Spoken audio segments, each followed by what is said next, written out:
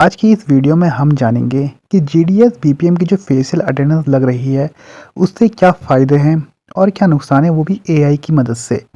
दोस्तों, वैसे तो इससे नुकसान सिर्फ जीडीएस बीपीएम को ही है, फ़ायदे गवर्नमेंट को हैं। फिर भी चलिए हम जानते हैं कि एआई का इसके बारे में क्या कहना है और आपकी इसके बारे में क्या राय है। तो पहले फेशियल अटेंडेंस के फ़ायदे के बारे में हम जान लेते हैं। सबसे पहला जो बता रहा है ये पारदर्शिता और जवाबदेही, यानी जिसमें है सटीक समय की ट्रैकिंग। यह प्रणाली जीडीएस बीपीएम के आने और जाने के समय को सटीक रूप से रिकॉर्ड करती है। इससे यह सुनिश्चित होता है कि वे निर्धारित समय टीआरसी आवर्स के अनुसार काम कर रहे हैं। दोस्तों, बहुत से बीपीएम ऐसे हैं जो काम तो कर रहे हैं लेकिन समय पर ऑफिस नहीं आते हैं और समय से पहले ही चले जाते हैं। उसकी वजह से भी ये फेशियल अटेंडेंस सरकार को लागू करना पड़ा। इसी में दूसरा है अवैध अनुपस्थिति पर रोक। यह किसी भी प्रकार की नकली उपस्थिति, फेक अटेंडेंस या अनधिकृत अनुपस्थिति, अनऑथराइज्ड एब्सेंस पर प्रभावी रूप से रोक लगाती है। तो ये बात भी उन बीपीएम के लिए ही है जो बिना अनुमति के ब्रांच ऑफिस में अनुपस्थित रहते हैं या ब्रांच ऑफिस खोलते ही नहीं। तो नॉर्मली ये सब चीज़ें का नुकसान उन्हीं बीपीएम को है जो समय पर आते नहीं हैं ऑफिस, या फिर जिनका ऑफिस बीओ से बहुत दूर है। तो ये तो फ़ायदा है गवर्नमेंट के लिए। और इसी में दूसरा एक एआई का कहना है कि भुगतान का सही सत्यापन, यानी कि एक्यूरेट पेमेंट वेरिफिकेशन, वेतन का सही आधार। क्योंकि जीडीएस का पारिश्रमिक यानी कि जो टीआरसी है कार्य के घंटों पर आधारित होता है। अटेंडेंस डेटा टीआरसी भुगतान को सत्यापित करने का एक ठोस आधार प्रदान करता है। दोस्तों, जो अटेंडेंस का सिस्टम जो अभी चालू किया है डाक विभाग ने, तो ये मेन चीज़ यही देखना चाहते हैं कि कौन सा जो भी बीपीएम है वो अपने तय समय के अनुसार काम कर रहा है या नहीं। उसके अनुसार ही जो टीआरसी है, शायद हो सकता है कि अटेंडेंस ना लगाने या समय पर अटेंडेंस ना लगाने से टीआरसी में कटौती हो सकती है। फिलहाल अभी तो ये ट्रायल बेस है, अभी इतना प्रभावी नहीं हुआ है। जब से ये लागू हो जाएगा हर किसी के लिए, तब शायद ये सब चीज़ें देखने को मिलेंगी। तीसरा है इसमें मानव हस्तक्षेप में कमी।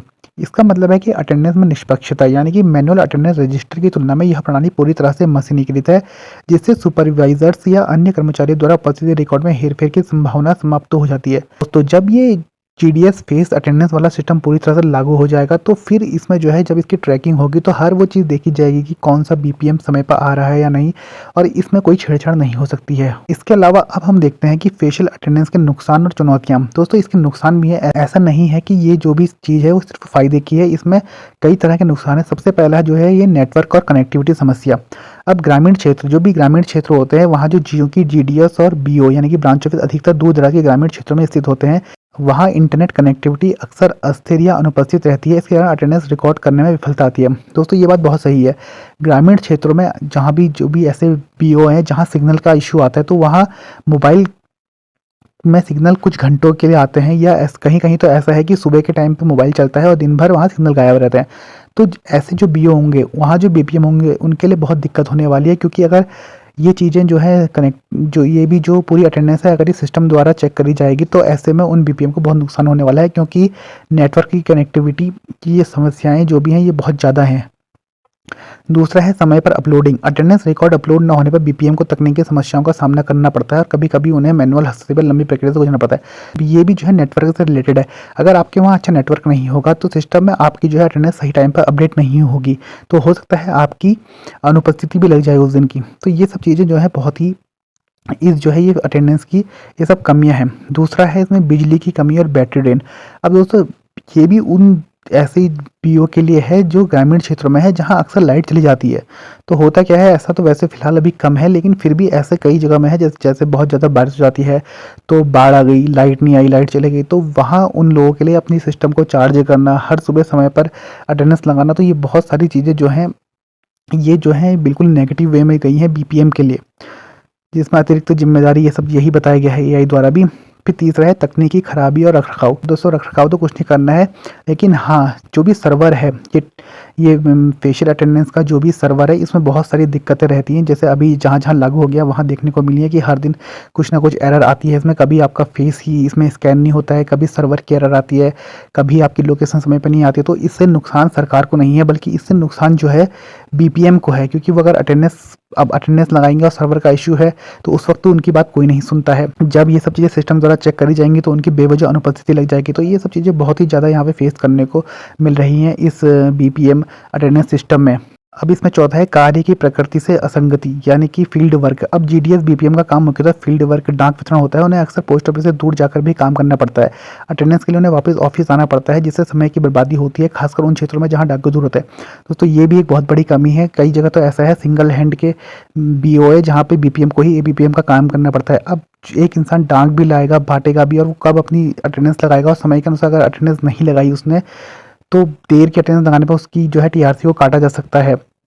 तो ये भी एक बहुत बड़ा यहाँ पे चैलेंज है जीडीएस बीपीएम के लिए। तो ये सब चीज़ें जो है नेगेटिव वे में सिर्फ बीपीएम के लिए काम कर रही हैं। सरकार सिर्फ अपना डाक विभाग सिर्फ अपना फ़ायदा दिख रहा है, लेकिन बीपीएम का इसमें नुकसान है। फिर निर्धारित समय से अधिक काम। बीपीएम को अक्सर 4 से 5 घंटे से अधिक काम करना पड़ता है, जैसे आईपीबी का काम या टारगेट वगैरह काम। यदि वे तय समय से अधिक काम करते हैं तो अटेंडेंस सिस्टम इसका रिकॉर्ड नहीं रखता, जिससे अतिरिक्त कार्य का कोई लाभ नहीं मिलता। दोस्तों अतिरिक्त कार्य का लाभ तो फिलहाल वैसे भी नहीं मिलता है, हालांकि इस अटेंडेंस सिस्टम के आने के बाद भी चीज़ें नहीं बदलेंगी। अतिरिक्त काम का वैसे ही कोई फ़ायदा नहीं है। तो अब एआई का इसमें निष्कर्ष क्या है? फेशियल अटेंडेंस सिस्टम एक अच्छा प्रशासनिक कदम है जो जीडीएस बीपीएम की नौकरी में पारदर्शिता और अनुशासन लाता है। ये तो सही बात है कि इस अनुशासन आएगा, लेकिन हालांकि यह प्रणाली तब तक पूरी तरह सफल नहीं हो सकती जब तक डाक विभाग ग्रामीण क्षेत्रों में स्थिर इंटरकनेक्टिविटी और बिजली की निर्बाध आपूर्ति सुनिश्चित नहीं करता। बीपीएम के लिए यह प्रणाली असुविधाजनक साबित हो सकती है यदि इससे उनके फील्ड वर्क में बाधा आती है, नेटवर्क समस्या के कारण उनकी ईमानदारी पर सवाल उठता है। तो दोस्तों एआई ने ये बहुत सही बात कही है कि सरकार को तो इससे फ़ायदा होगा, क्योंकि वो हम हर वक्त जो है बीपीएम पर नज़र रख सकती है, ये इस जरिए कि वो कितने बजे आ रहा है, कितने बजे जा रहा है। लेकिन उसके अलावा जो चुनौतियाँ होती हैं, डाक लाना, डाक ले जाना, सिंगल हैंड बीओ, उसके बाद कनेक्टिविटी का इशू, तो ये सब चीज़ें जो है बीपीएम पर नेगेटिव इफेक्ट डालेंगी उसकी वर्क लाइफ पे। तो देखिए ये अभी जब ये पूरी तरह से लागू हो जाएगा, किस तरह से ये लागू होता है, किस तरह से इसके परिणाम आते हैं। फिलहाल तो अभी ट्रायल बेस पे हो रहा है। अब 11 नवंबर से ऐसा सुनने में आ रहा है कि ये पूरी तरह से ऑल ओवर इंडिया में जीडीएस के लिए जीडीएस बीपीएम के लागू हो जाएगा। उसके बाद ही इसके जो नतीजे हैं वो सामने आएंगे। फिलहाल ये एआई के हिसाब से भी हमने समझ लिया कि इसके नुकसान क्या हैं। इसके वैसे फ़ायदे तो सिर्फ डाक विभाग को हैं, लेकिन इसके नुकसान जो हैं बीपीएम की नौकरी को बहुत ज़्यादा देंगे। आपका इस बारे में क्या कहना है? कमेंट सेक्शन में ज़रूर बताएं।